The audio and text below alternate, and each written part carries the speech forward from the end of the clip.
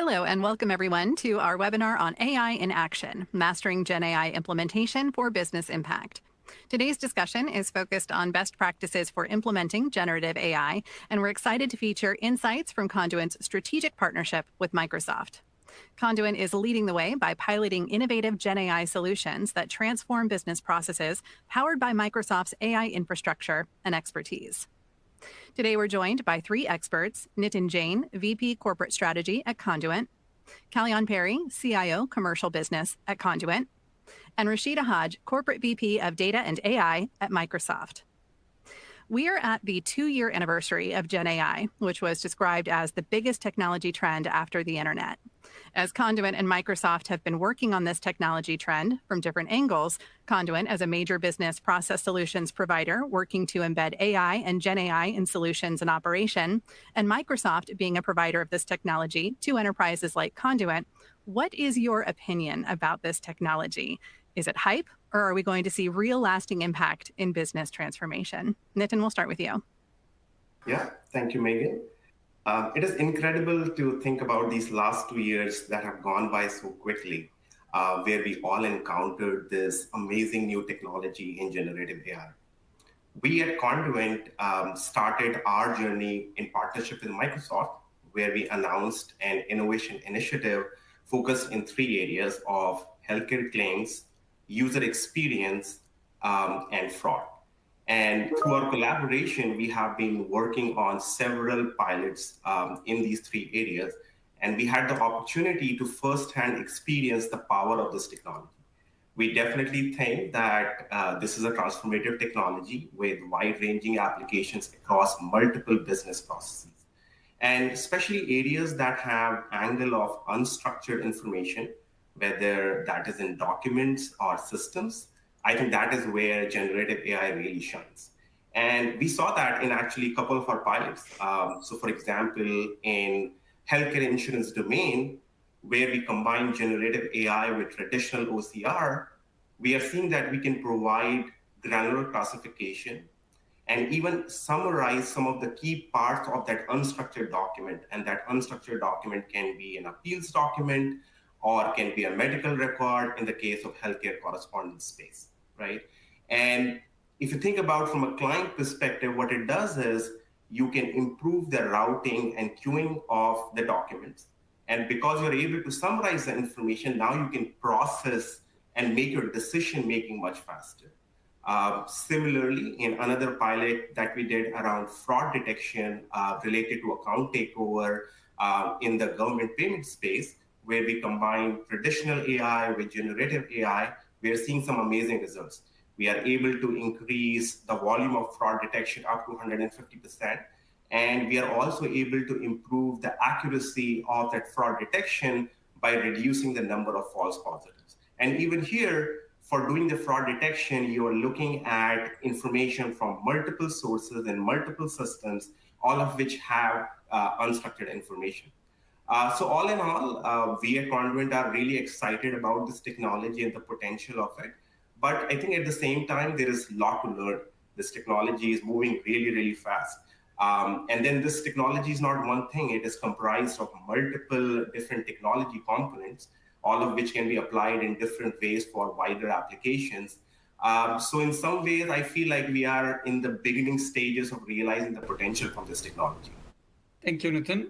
Let me just add to that. I think in the last 18 plus months, in addition to some of the use cases that Nitin talked about, there are exciting use cases that we are doing in the financial services space, in accelerating the mortgage qualification process.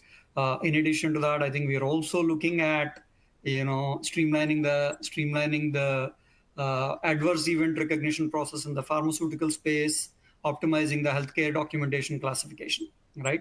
I think, but at the end of the day, I think the last 18 plus months, based on our experience, while the technology is great, one thing that we have learned is going to production is going to be long. We need to calibrate the results, and we need to go from pilots to MVPs, MVPs to production, and production to scale.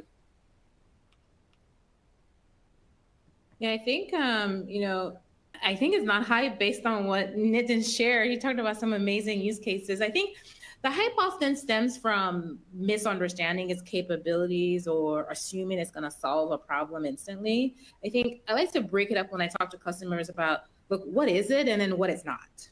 And so what it is it's a transformative technology. And I think we're seeing that it's going to drive lasting impact across multiple industries. And talked about all the fantastic things that Conduit is already doing. I view it really as a paradigm shift, like akin to a lot of the innovations that we've seen before: the internet, electricity, the rise of cloud computing. So I don't think it's a trend at all. And I think that the use cases that we're seeing has proven that. I think it's going to redefine how we work, how we interact with data, how we create data, because the technology really serves as a real catalyst for business transformation by improving our efficiency and enabling actually new capabilities in terms of how we work. I mean, when I look, for example, at Microsoft Copilot, on how we're leveraging those GenAI capabilities in our daily workflows, allowing users to generate new ideas, automate tasks, gain insights from the data that they're seeing on a regular basis that they probably didn't even think was important before. I mean, those productivity gains, they are driving real value and they should not be underestimated, because I think a lot of times we underestimate them. On the flip side, what I would say, what it is not is, it's not a plug and play, right? And it's not for every single challenge. There are some things that's a perfect challenge for GenAI, and then there are certain things that a perfect challenge for an analytic solution. So these things require robust data, proper implementation, thoughtful integration in terms of data workflows. And so we can really get the best of the technology. I think generative AI, it really empowers businesses to streamline processes. I mean, specifically, Conduent are doing in terms of, leveraging the technology for better quality, productivity, faster cycle times, as they work across their global clients for their use cases. I think by focusing on customer needs, scalability of these solutions, and really sustained value is where, again, we're seeing benefit. And for me, it's proven that it's not hype at all, but being intentional, being deliberate is what's critical to make sure that you're getting that value. Excellent. Thank you all for setting the foundation for this conversation. Now, based on research, many organizations are still stuck in the pilot phase. So why is that from your perspectives? What are the key barriers to scaling GenAI, and how can companies overcome them to unlock the full potential of these technologies? Rashida?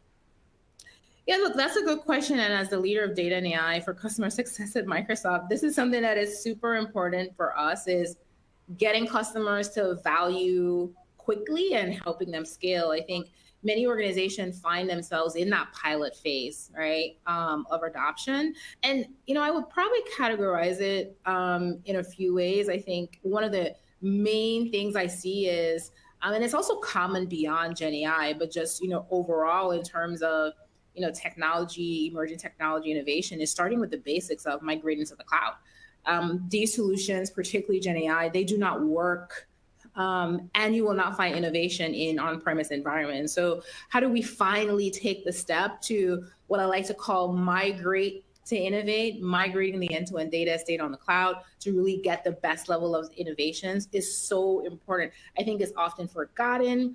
It's not seen as a critical thing to do, but it is. It is super important. I think the other thing I would say is organizations, they face hurdles with like data silos, inefficient data governance, their ability to sort of scale data sets to meet the needs of these AI models. And for generative AI, look, your data needs to be of high quality, it has to be diverse, it has to be well organized. So really having that robust cloud infrastructure is very important. You simply cannot innovate using this technology being on-prem solutions. So I think that's like one category, right, of really migrating to innovate and streamlining your data across the board. I think the other thing I would say that comes up a lot is many organizations struggle with aligning their workforce and processes and leadership to just embrace an AI at scale, right? They underestimate the criticality of just implementing the change management to get people on board, like focus on the why. There's so much focus on the what, but we forget in driving the implementation, the why. And I think we need to encourage our entire organization that this technology is an enabler. It's not a replacement of skill sets. The change management and understanding of the why and how this technology is really going to enable transformation, not just for the process, but for us as users interacting with the technology, I think is super, super important. And I think surprisingly, a lot of organizations, they really don't put this to the forefront. I think the other thing I would say is along those lines is sort of trusting the AI systems and sort of, making sure that there's an understanding for everyone on how to implement AI, how to implement it ethically is also important. I think we see a lot of organizations sort of, hesitate to scale due to maybe ethical concerns or compliance requirements or just the fear of unintended consequences. And so I think having that conversation and putting governance and responsibility up front, not after the fact, is super important. At Microsoft, we've established standards for responsible AI where we can really help our customers on this journey. And a lot of times I say to customers, don't wait until the use case is completed. If you've done that, it's too late. Like, you've got to integrate this as a step in the process early, get everyone comfortable, see it as an and in the discussion, not an or. The other thing I always say is cross-functional teams. Like, this is not an IT implementation. It is a business transformation. So how do we ensure IT is involved? Business units, legal, HR, everybody is on board. I think the last thing I say is start small. MVP your way to scale. Like, sometimes we try to, let's go for the killer use case, right? There's not a killer use case. The killer use case is a use case that is of value. There's clear objectives, there's clear understanding, and everyone is on board. And I think when you MVP your scale, you bring everyone along, you educate folks within the process, and that helps you to scale over time. Excellent insights, Rashida. Thank you so much. Kellyanne and Nitin, how is Conduent managing the execution to ensure that real value gets generated? Yeah, I'll take that, Megan, to start with. I think, as Rashida said, there is a lot of excitement. Everyone knows the untapped potential of this particular tool and technology. And, I think there is FOMO out there, right? We have a lot of business partners, technology team members that want to be a part of, GenAI pilots, taking them to production and so on, right? But at the end of the day, for us, the focus is on quality rather than quantity, right? So what we do is we do have a framework wherein we would take an intake of all the use cases that everyone wants to pilot on GenAI, and we calibrate them, we stack rank them. We stack rank them based on business ROI and business sponsorship at the end of the day, right? You don't really have to have a complex mathematical ROI model for you to prove the business case is working. If that is what you have to do, then clearly the use case is not simple enough, right? It needs to be fairly simple. What are we doing? What's the use case? What are the value drivers? When can we get the value? I think that's how essentially we stack rank, right? And then we go and take those items that are at the top of the pile and then run them through our pilots. Just to sort of give an example, right? In our idea space, we have two use cases that we debated passionately. One was a use case that is related to accelerating the claims adjudication process by improving the efficacy that we get out of structured documents. The other use case was focusing on unstructured documents. So essentially the tie is between, should we pick up, use case A vis-a-vis the use case B? And we chose the unstructured one because there are traditional AI, automation and ML tools that are available in the market that are allowing us to deliver certain business value in that particular process, right? So that's one, sort of a way to evaluate. And then obviously a lot of things that Rashida has already talked about in terms of governing the execution. How do you run the pilot? What are the timelines for the pilot? When do you call the pilot a success? What is the testing criteria? And then from there, how do you translate the pilot into an MVP and then into a production at scale, right? So that's essentially how we are sort of governing. When welcome Nitin's thoughts, and some of the other use cases that he has seen from his vantage point. Yeah, I'm really enjoying this discussion. I completely agree with what Rashida said. And let me just build on what Kalyan described as Conduent's approach to generative AI from a piloting and scaling perspective. So I think we are not approaching generative AI merely as experimentation. For us, generative AI is a continuation and the next phase of a lot of the AI and automation work that Conduent has been pioneering in the BPaaS space. Right? So from very early on, we were focused on incubating this as a real capability and really trying to build reusable, repeatable components that we can start to use across other use cases. So even if I take the example of unstructured documents in the healthcare space, where we are trying to classify the documents, extract and summarize the key parts of the information, we are creating these reusable components around data preparation, data analysis, and data output. And if you think about it, these three core components will get applied to any business process where you have to work on unstructured information, whether it is in the banking space when you're working on mortgage documents or loan documents, or whether it is in the finance and procurement space where you're trying to analyze contracts or invoices, right? We're taking the similar approach when we are trying to apply context-based analytics in the area of fraud, or trying to build these GenAI assistants that could sit inside a lot of our proprietary platforms. So by focusing on these reusable components, right, we can start to now expand the universe of use cases. And by sharing this more widely in the organization, we'll be able to accelerate beyond these early use cases as the market evolves.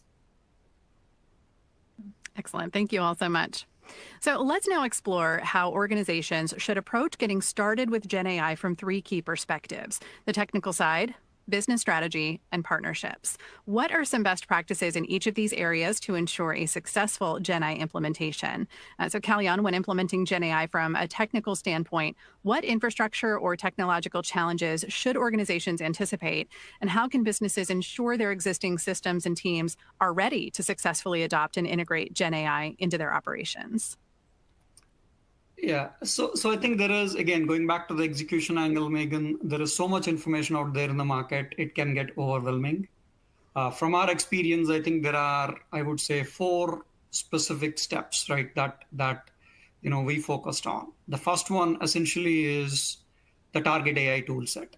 As we talked about, our partner, we are using Microsoft AI/GenAI frameworks coupled with the Azure Cloud APIs, right? That's our tool set number 1. Then the second aspect is data readiness. Rashida alluded to it, at the beginning of this discussion, includes availability of right data, right quality of data, including rights to use from a legal perspective as well, right? The third angle is from a privacy as well as a security perspective, right? What are the prerequisites from those nuances from a compliance perspective? Because our goal is not to do the pilot. Our goal is to really hit the holy grail, which is pilot to MVP, MVP to production. And we will get into all these challenges from a compliance perspective at that point in time. You need to, check mark those items right on day 1 before you start off your pilot. And then the last one is, in terms of scaling, right? This is where once the pilot is successful, you would really look at, computational resources. What are the computational resource requirements? What are the infrastructure requirements? And more importantly, how do you integrate the MVP as you move it to production with the current tool set that the business and the rest of the teams are using? Because if you are not integrating it with the current tool set, you will not be able to make the holistic decisions, right? So those are the 4 prerequisites from my vantage point that you need to focus on before you start off on any particular GenAI pilot. Excellent. Thank you, Kalyan. Nitin, from a business strategy standpoint, what are the key factors organizations should consider when getting started with GenAI to ensure it drives real business value? And how can leaders align AI initiatives with long-term strategic goals? Yeah, well, thank you, Megan, for this question. I think from my perspective, it is very critical to ensure that AI or GenAI is relevant to the organization, has some longevity, to really tie it to the business goals and business strategy from the beginning. And I think Rashida spoke to it earlier as well. I think while AI and generative AI is still new to many organizations, and there are still many unknowns out there, I think there is enough information available to really start to understand how does it sort of impact the organization business and business processes. So for example, at Conduent, we really leverage the combination of our own internal experience and expertise around doing AI and automation for many number of years, alongside the guidance and consultation we did with our long-standing partner, Microsoft, to really understand, okay, what kinds of opportunities can we generate for our business and for our clients. And that really helped us to create that initial roster of use cases that we can go after. But then what we did is, to give it a strategic frame, we applied 2 dimensions to it. The first dimension from our perspective was, okay, what kind of goals in a business process can we really influence, right? So the goals like increased quality, improved productivity, faster cycle times, to create more reusable components and to ensure that our use cases have leverageability. We align those use cases to some of the key competencies that we bring, irrespective of any business process solution in any industry, in any domain, right? And by creating this map, we were able to then select some priority use cases that cover each of these dimensions, right? And now, after successfully running these pilots, we are in a position where we can now start to investigate any business process in any sector and any domain, right? Kalyan touched upon this earlier as well. I think having a strategy view also helps with internal coordination with different stakeholders whose support will be required as you continue the journey. In the beginning, you need coordination between the business teams and the technology teams as you're executing some of the pilots. But then you also need the support of legal functions, marketing functions, sales functions to really turn it into something tangible for the organization. So I think that's why it is very critical that you tie your AI, GenAI initiatives and strategy to the overall business strategy of the organization. Excellent. Thank you so much, Nitin.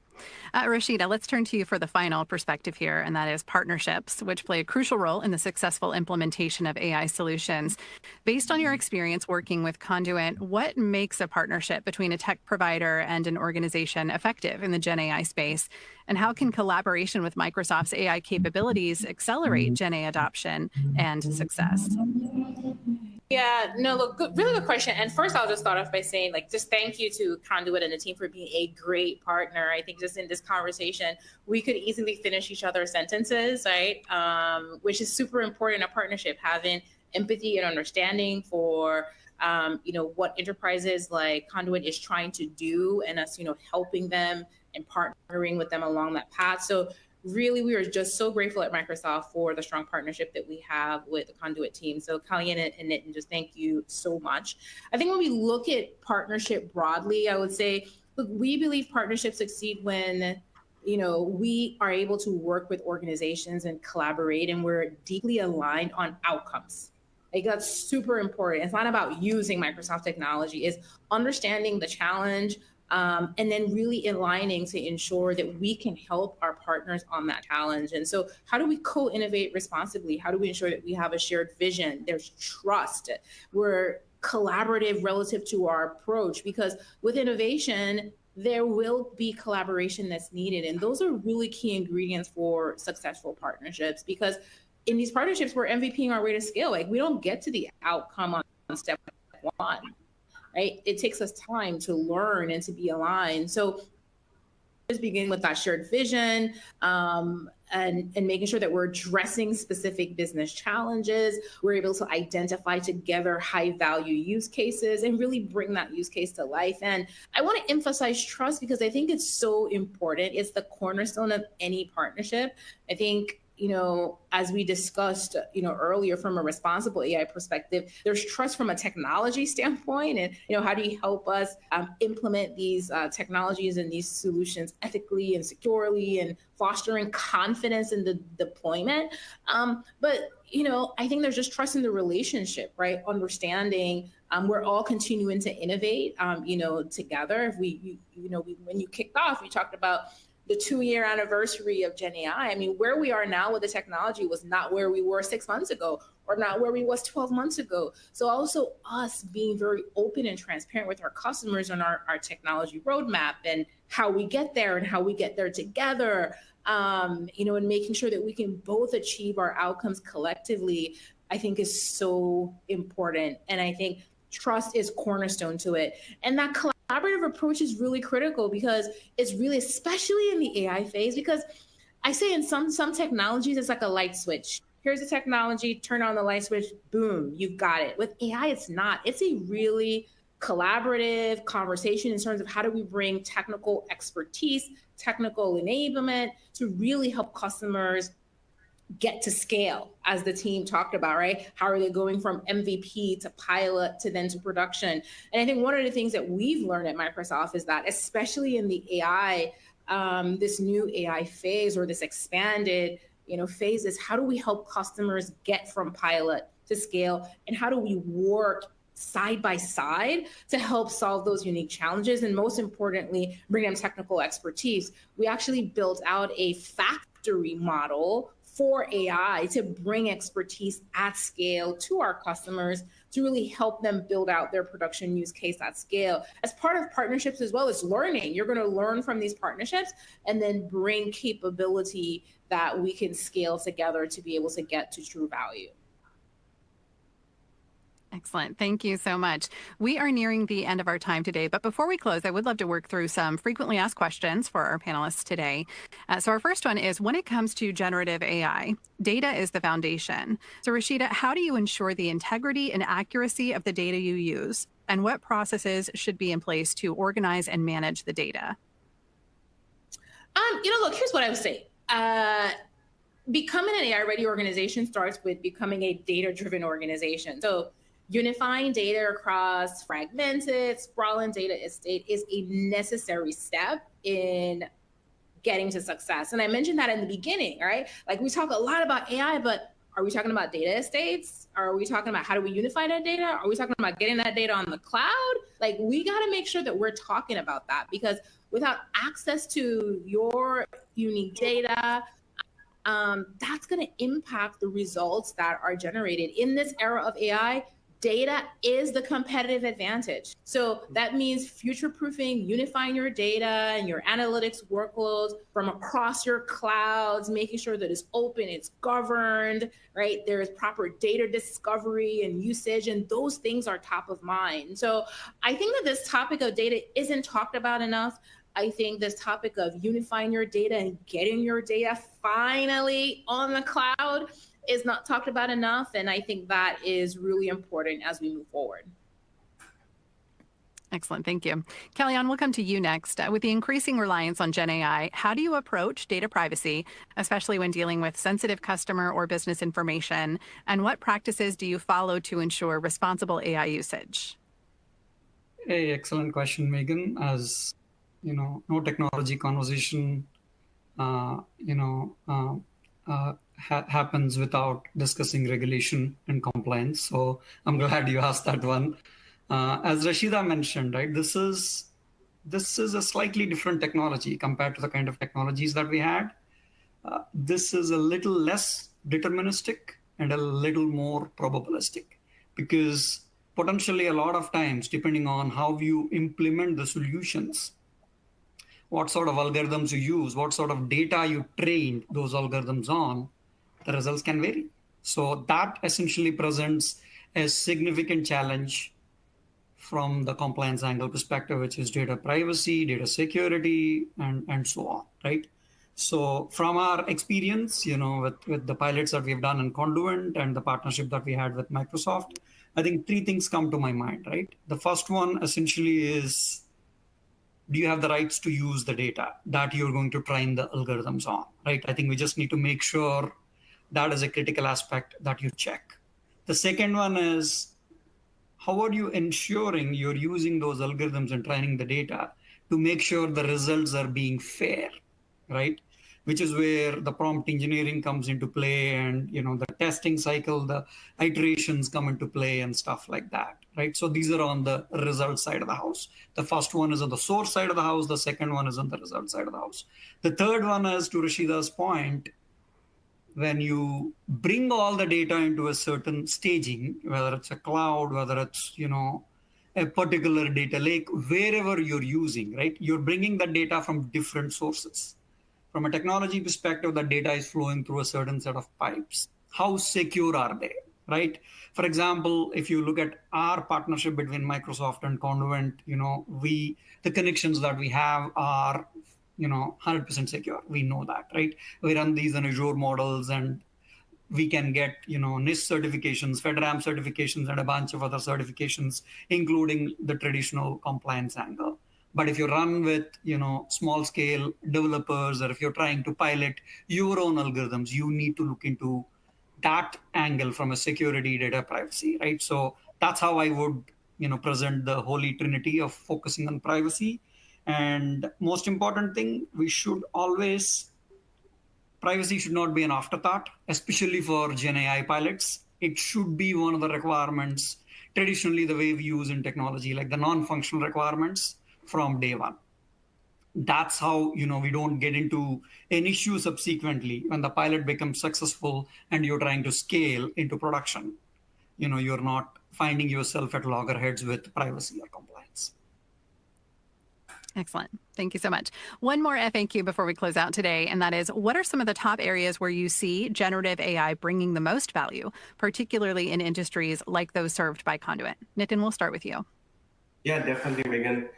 So let me give Conduent perspective.